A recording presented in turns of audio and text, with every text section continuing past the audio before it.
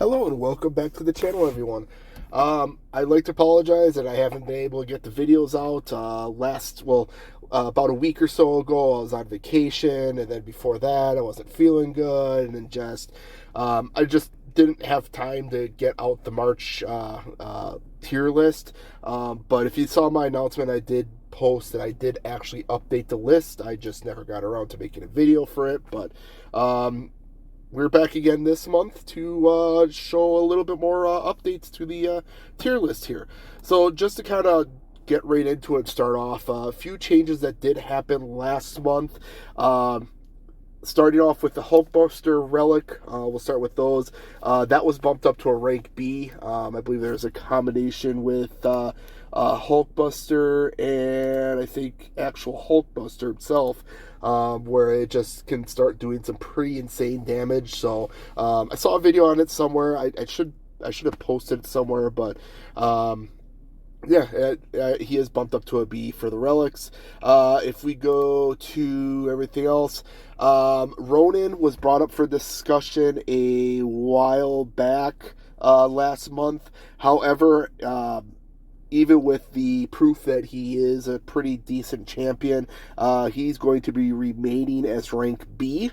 There was some pretty insane videos that were shown to me that he was a good champion, but he does take a little bit to ramp up. You do need a little bit of skill. And I think just a lot of people didn't seem to like it. So after the votes, he ended up staying at rank B. The Gore buff was last month, and he was, because of it, was ranked up from rank B to rank S. He's actually really decent now. A lot of his, he does a lot of damage if you get his rotations right. So that was great. The Spider-Man buff is now live. It was a little bugged before, but I think even then, he was, his buff still isn't all that great. So at the moment, he isn't moving anywhere on the tier list. I think he's still like rank F. Absorbing Man was added to rank S also, as well as Baron Zemo. They got a lot of stuff going for them. Really great champs if you play around with their rotations and stuff. The Gore revote also because of his buff actually brought him from rank A to rank B. I think because the way he was buffed, he's actually a little easier on attack now. And then Absorbing Man was added to rank A on defense, and Baron Zemo was added to rank B on defense. Alright, so now if we go to this month's update,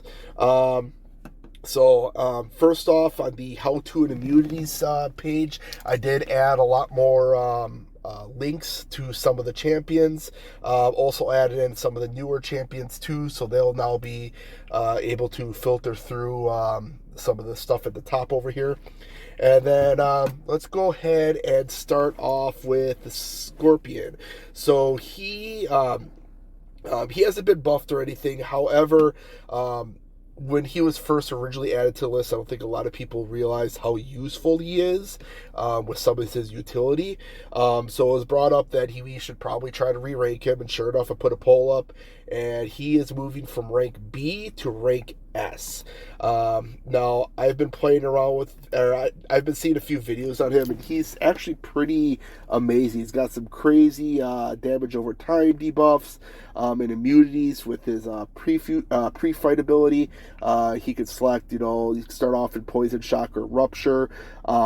And by selecting one of these, he'll automatically become immune to the other two himself. So stuff like Rupture, I think he's the only one who can actually be immune against that, which is great against some of the newer champs that place those debuffs. He doesn't need to be awakened or anything, but he does gain the ability to block unblockable specials when he is. And I think he can even regen some health with it too. So it's kind of a nice thing to have, but it's not necessarily needed. All right. Next up on the list, we have Nimrod. So Nimrod was originally rank A. He was another champion that was brought up that really should be up a little bit higher. And I agree. Unfortunately, I still don't have him on my roster yet either. But I have seen some pretty crazy stuff with Nimrod. I agree. He definitely needs to be bumped up to rank S for sure. So he's pretty much immune to a lot of stuff that normal robots are. But he's great against like Mystic champs and stuff like that in general. Or sorry, not Mystic, Mutant champs. Top of that, he's got plenty of other counters for other problematic characters. It's got some crazy shock damage to him, heal blocks, and even more.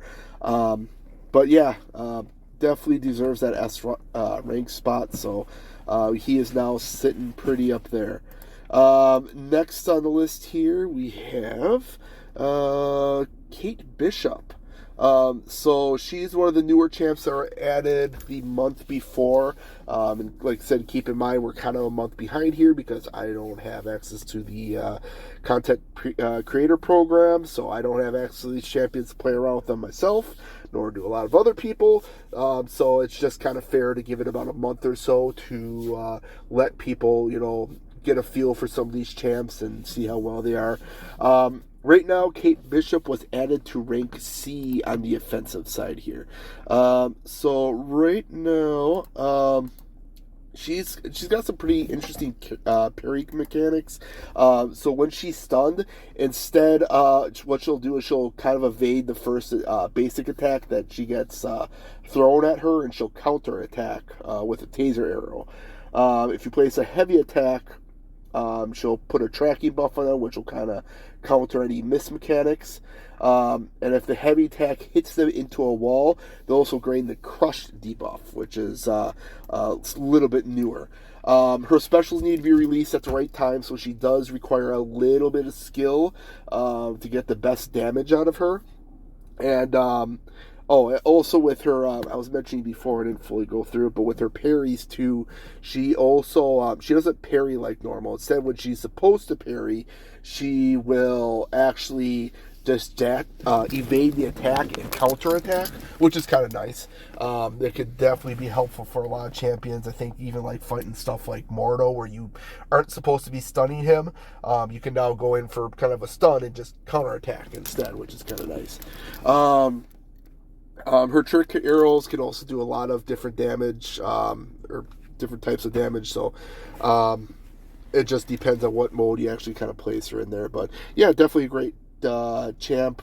She was placed rank C on attack, and on the defensive side, she was added to rank A, and that has more or less to do with her counter attacks and stuff like that. When you do try to attack her, she can get pretty annoying as long as you're not missing or not watching the evade counter on her. So usually indie champs that can work well against evade, best to bring them in. So alright, and then finally we got Vivision. She was added to rank, what was it here? She was added to rank B on attack. So she's got some pretty interesting utility with her phasing and power control mechanics. She seems okay for shorter fights, but she lacks the damage to do good for longer fights. She's immune to bleed, poison, nullify, and fate seal. Also, she doesn't parry like normal. Instead, what she'll do, kind of like different mechanic like Kate Bishop, she'll actually phase on a perfect block, make the opponent miss, and drain their power. This is going to be great on certain nodes, and of course against certain champions. She kind of needs to be awakened for her best damage output too. She can power drain the opponent when attacked, and it could kind of make her a little annoying on defense too. So, but yeah, she was placed on rank B for there, and then on the defensive side, she was actually ranked as put in as rank F. She, despite the power drain and everything else ability that she has, she's just kind of another robot. And she could just easily be shut down with other champs like Medusa. Put a armor shatter on her, and it just pretty much completely shuts her down. So, so defensive wise, yeah, she was just ranked as an F.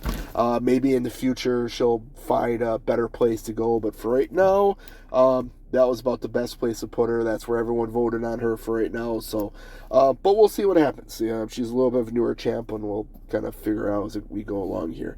But yeah, other than that, that's pretty much about it for the update to the list this month. Appreciate all you guys for watching. Please hit that like button and please subscribe. We're still trying to hit that 500 subscriber limit, like I said before, so we can try to apply for the content creator program there. And yeah, thank you all for watching. You all have a great rest of your day. Thank you very much. Bye now.